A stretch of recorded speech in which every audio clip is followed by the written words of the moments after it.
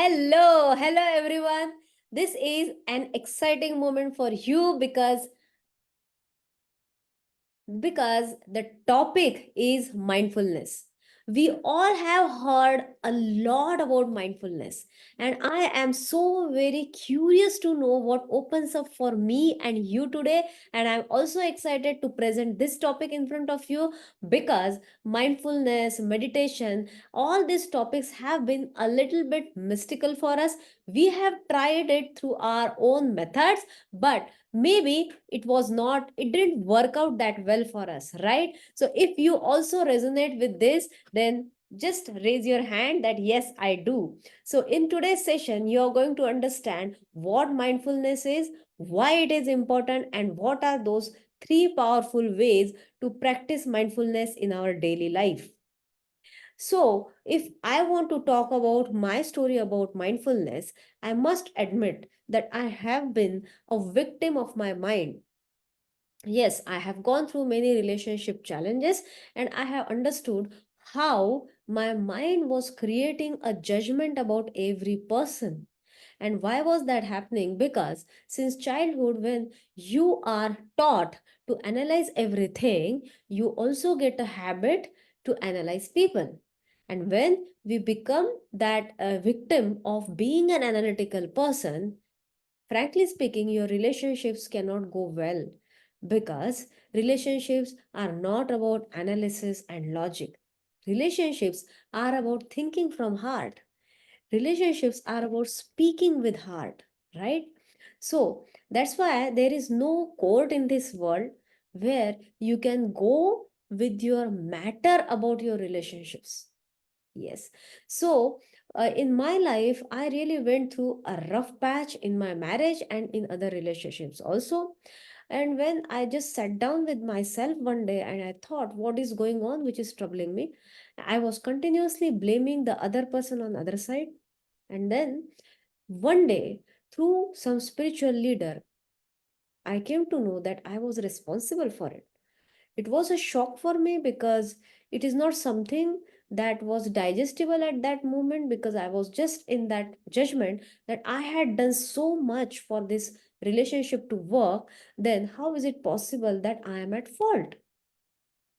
And then I was thinking deeper and deeper. I didn't get any. And then one day I got an opportunity to participate in a course. The name of that course was Transforming Self. And there, my coach introduced me to this concept about how your judgment in your mind are stopping you from creating a miraculous relationship. Till that time, I was in that judgment that I don't have a very good and amazing marriage. My marriage is average. And when my coach told me that this is also my judgment about my marriage, maybe reality is different. And then he asked me to go deeper and deeper into it. And when I went deeper, I found out that everything that I was holding in my mind about my partner, about my relationship, about my marriage, and about other people who were involved in this was actually my downloading or my judgments and my opinions. And if there are 10 people, they can have 10 judgments and opinions.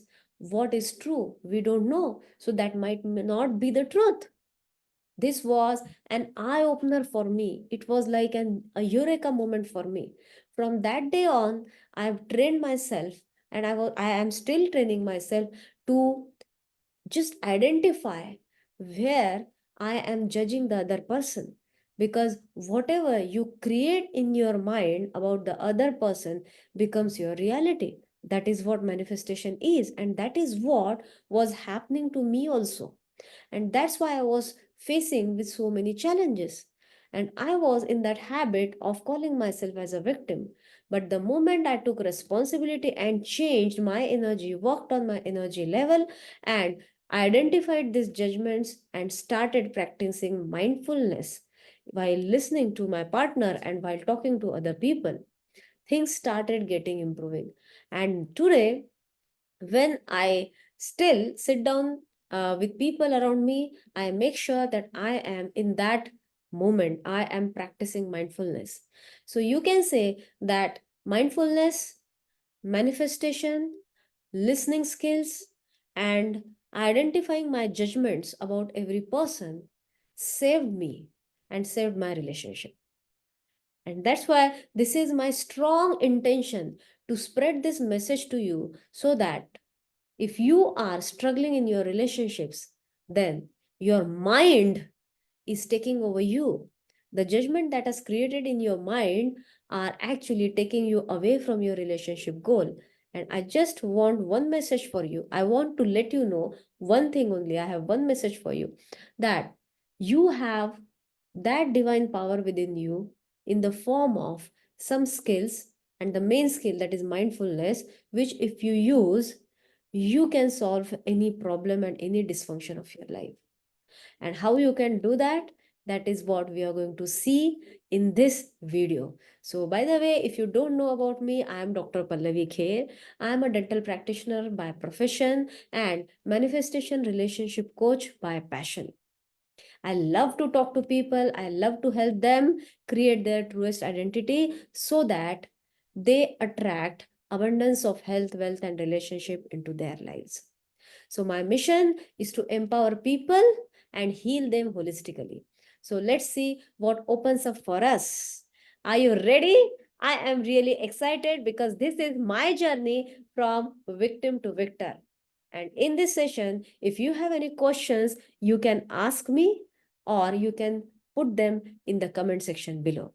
So, let's get started and let me share my screen. Yes.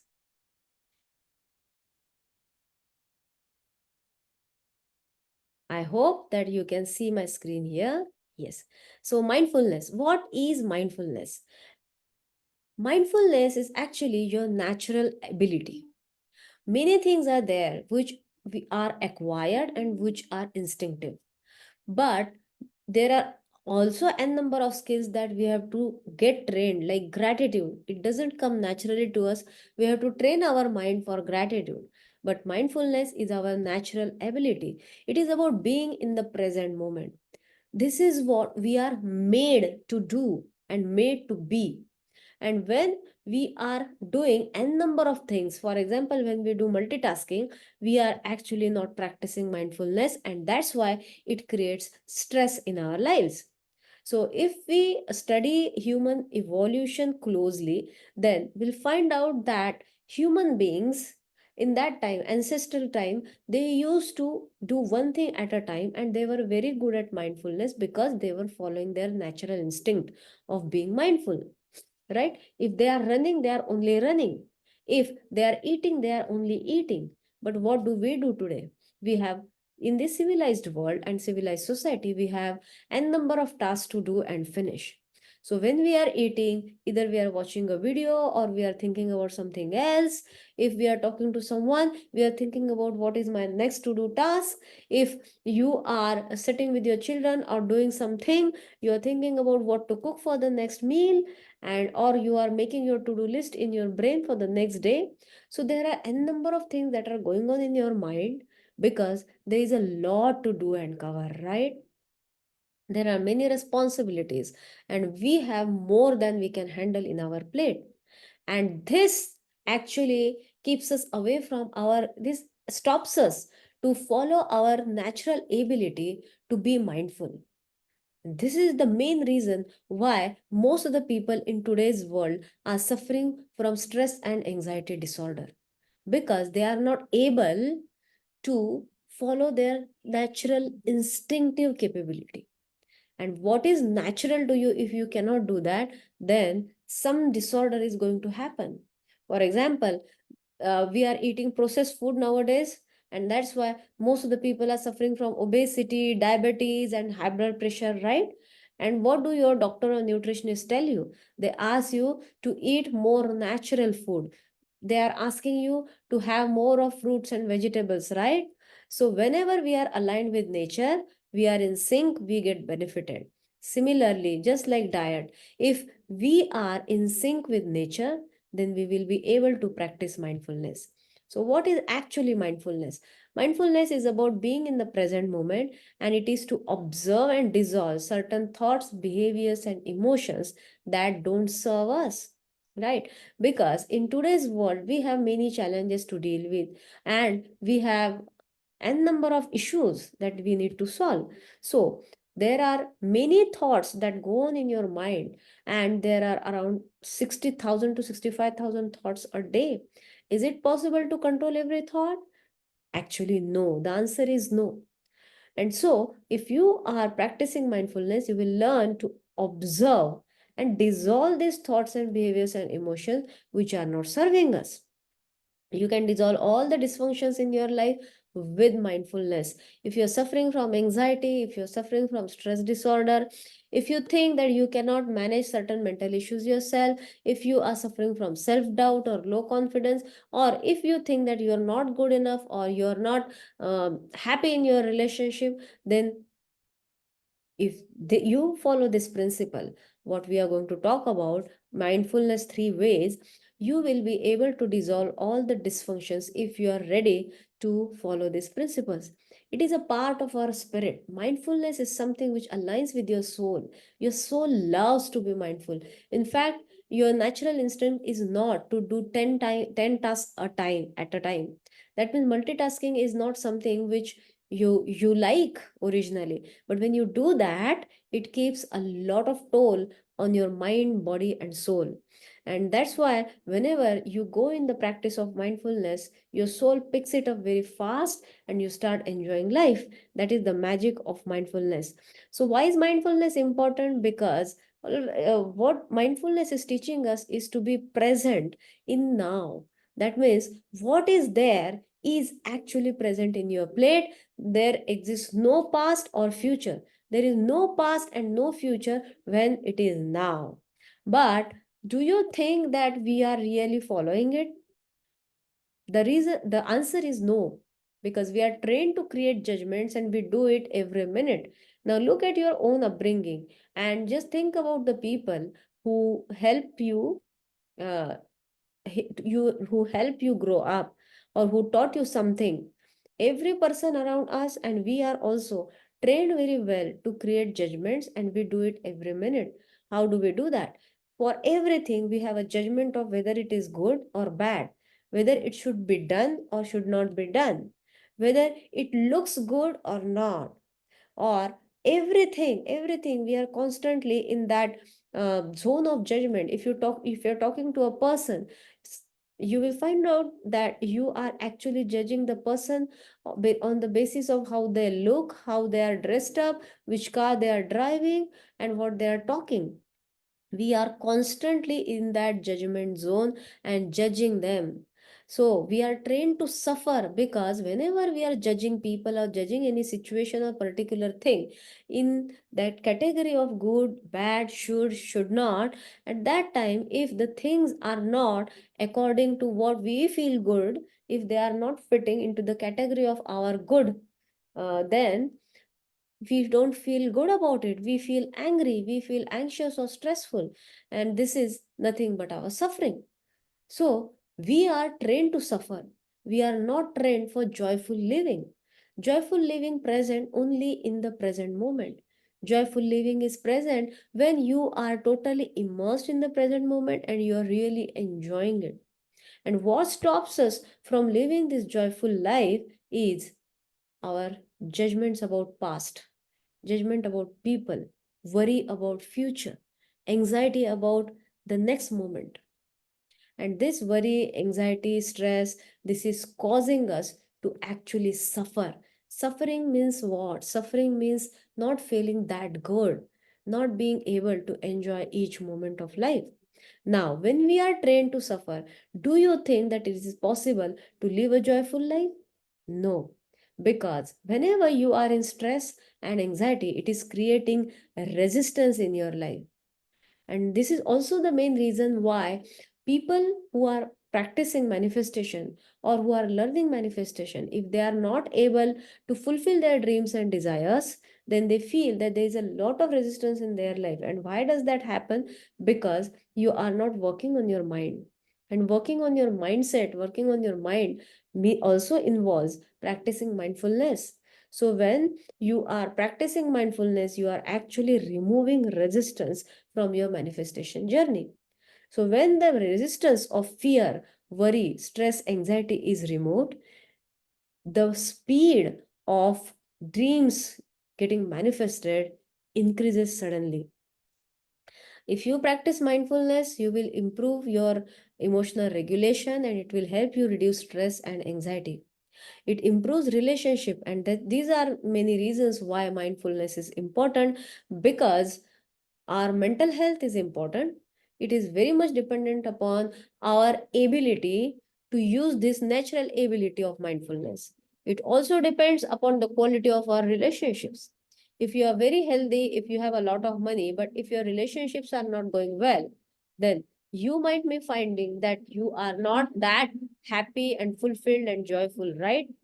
But relationships are also the get suffered when you are constantly judging that relationship or person instead of listening to them and trying to empathize with what they are being or what they are doing or what they are saying to you. So to go for in depth, to put simply, there are three ways to build your muscle of mindfulness. Now, three ways to build your muscle of mindfulness. This is nothing but I'm just presenting three simple ways by which you can practice mindfulness in your life. There is a huge difference between meditation and mindfulness.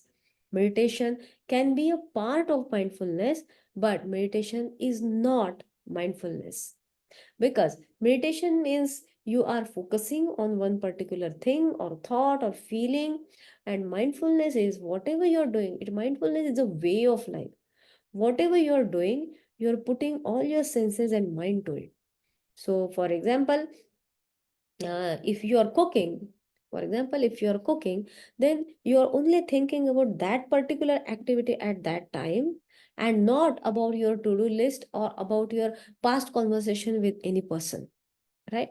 So uh, when I come to three ways to build the muscle of mindfulness, the first one and my most favorite is listening. This skill I have been uh, coached and trained by my coaches who trained me for theory U principles. Listening is a very, very important skill. Listening without judgment, listening without comparison. Now, observe yourself. Whenever you listen to any person, do you really only listen or you're doing something else in your mind? For example, now that you are listening to this session, are you really in this moment, or you are thinking about what you're going to do just 10 minutes after this session? Maybe you are thinking, I don't know whether it is a right idea for me to attend this session fully, or you might be thinking about leaving this session halfway. And why is that happening? Because you're thinking about something else, right? So nowadays, it becomes very difficult for us to be in the present moment because we haven't trained our mind that way. Now, after this session, if you go and talk to any person in your family, then just observe yourself. Am I creating any judgment, or am I really listening without judgment?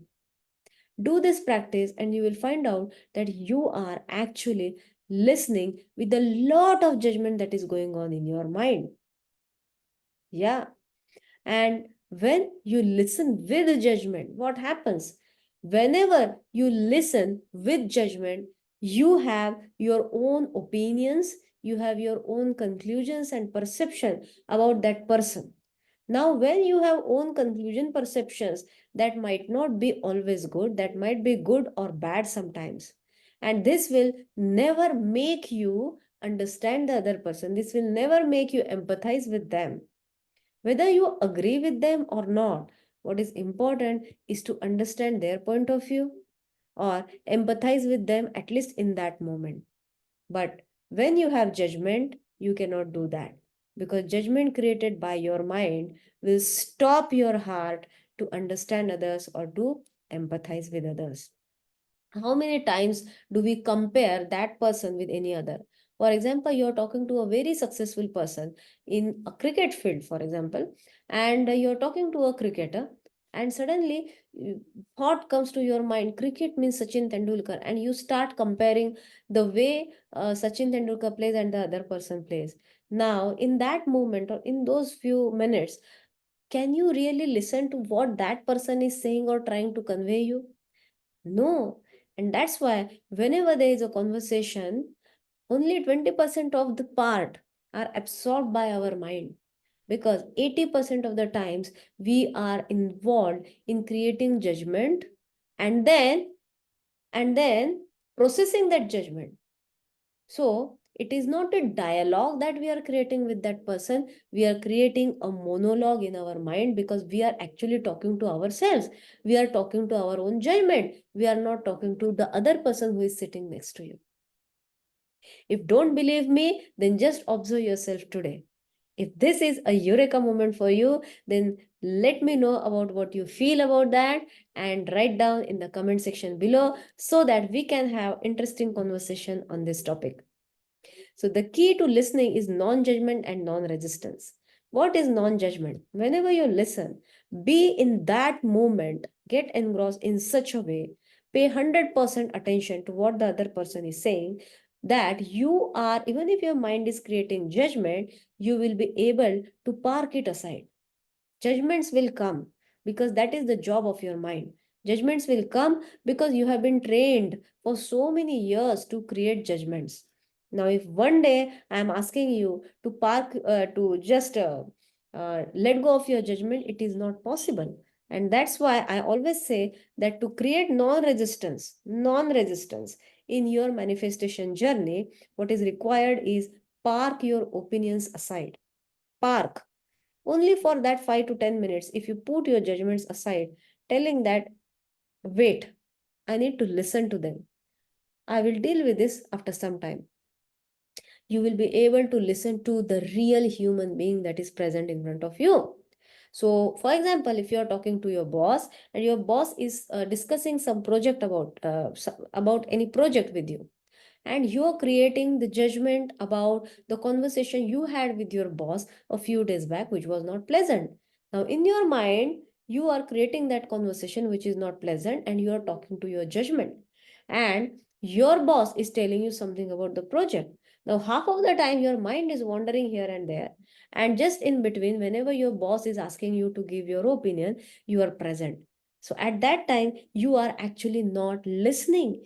You are becoming a victim of your judgment. You are getting engaged with your judgment. So the conversation is not going on with the boss, the conversation is going on with yourself, and we call it as a monologue.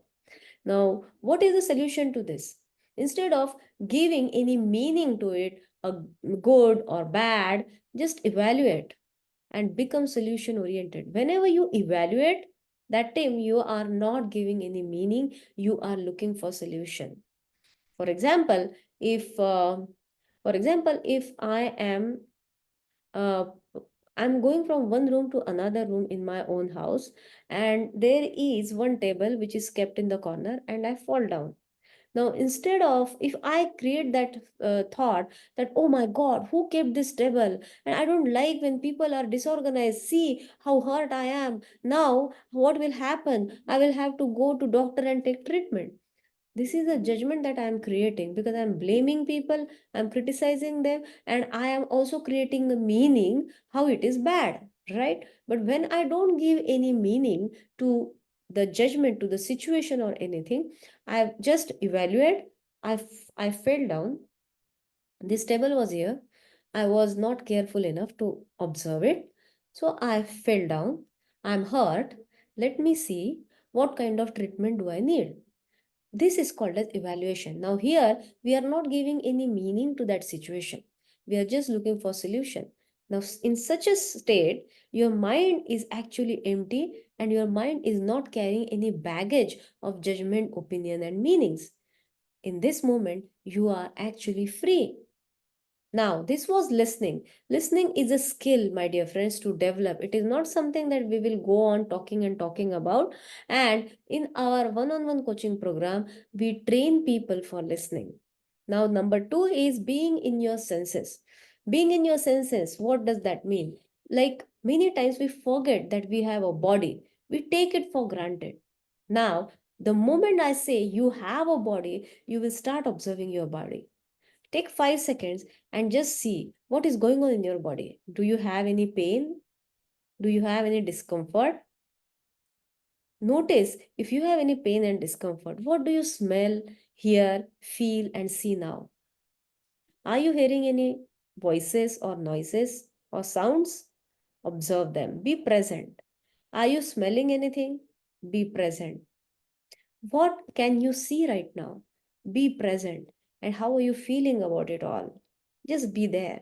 So, being in your senses makes you to be present with your body and bodily senses. Now, what does that do? That makes you aware about the presence of your body, because you are not your body. If you are not well today, then remember that it is your body that is creating pain and not you. The moment you realize this, that you are not your body, you give freedom to yourself from the suffering. Now, what is required to treat your body is your next step to take towards solution. Number third one is focusing on breathing. Remember that your mind is a tool and you have higher intelligence within you. Because whenever there is something which happens suddenly, for example, if you are going with your family, you have a child, you have your own child in your lap, and suddenly accident happens, what will you do? You will just grab your child and try to do the most to save your child or to save your family. Now this does not come from your mind, because mind takes a lot of time to analyze, think and overthink, right? So there is not much time to think, analyze and create a decision. Then this is something that comes from your autonomous nervous system. This comes from your higher intelligence, over which you don't have any control. So this higher intelligence is within you, which is guiding you to take action suddenly or to take action towards certain things. You have that inner instinctive feeling, and this instinctive feeling is also mindfulness. When you give no meaning, then you create no story in your mind. When you create no story in your mind, you have no judgment. In that moment, when you are there, see how your breathing is now. Now, close your eyes for just 5 seconds. Breathe in and feel how that air creates friction with the inner layer of your nostrils. How it goes in creates a sound, little sound, and when you exhale, it again brushes at the wall of your nostrils and goes out. Now do it again.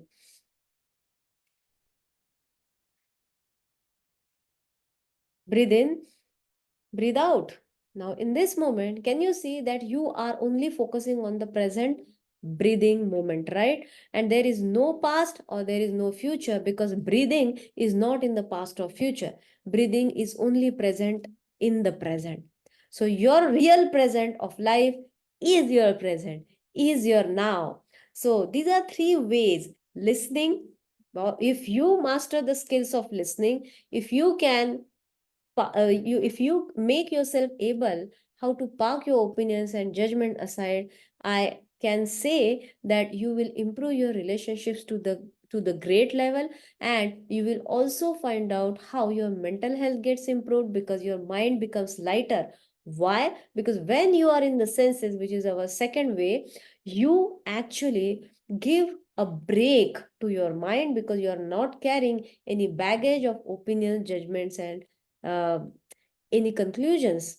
And then practicing breathing and focusing on breathing every now and then, whenever you feel that you are not in a joyful mood, when you think that I am not in a joyful state, I am actually stressed out, anxious, and I am feeling nervous or I am feeling jittery, at that time just focus on your breathing for 5 to 10 seconds, and you will be able to experience the present moment. And this is your natural being, this is your natural ability. How many times in our day we are using this natural ability of mindfulness? I think a very few times. That's why, my dear friends, I believe that mindfulness is actually the need of the hour. And these three ways are not just to talk about, but when I use them in my life, I could look at my husband in a totally different light. Totally different light. When I started listening to him, I could understand his side better, and I also got present to the fact how I don't know what he was thinking all those years. So now listening is an ongoing daily practice of my routine, and this is very interesting because you can know many layers that are attached to one person. Every time the conversation becomes interesting because you're not carrying any judgment and conclusion about that person. You're not fixing any category of good and bad. When you are being in senses, whenever you feel any discomfort or not, you recognize it, you address it, and then you evaluate what is the solution for it. This way your body feels as if you have attended to it, right? And whenever a small child gets attended, he feels good and he feels satisfied, right? So our mind is like a child. When you pay attention to your mind, then it keeps quiet. But when you start listening to its judgments and opinions, then it will screw up the things for you. For example, it may screw up your relationships. Focusing on breathing whenever you think that things are not in your control, just focusing on breathing will calm you down, and it will stimulate that inner intelligence within you, which will guide you to take proper decisions for yourself. So listening, being in your senses, and focusing on breathing, these three ways of mindfulness have created a miraculous shift in my life. It has raised the quotient of joy in my relationships, and it has also made me a more empathetic and compassionate person. I hope that you use these three ways of mindfulness and make your life a miraculous and an amazing, joyful experience. Why are we here? We are, even if you exercise, you take care of your health, you're not here forever. You are not going to live till eternity. But by using certain skills, by using certain principles of manifestation and mindset and mindfulness, we can improve the quality of our life to a great extent. And I believe that without practice of mindfulness, the journey of manifestation is incomplete. So if you have any question, you can ask me here. If you want to type in the chat box, then you are welcome to do so. So this is Dr. Pallavi here signing off, and see you in the next week with another live session. Till then, keep smiling and keep shining. Take care and bye bye.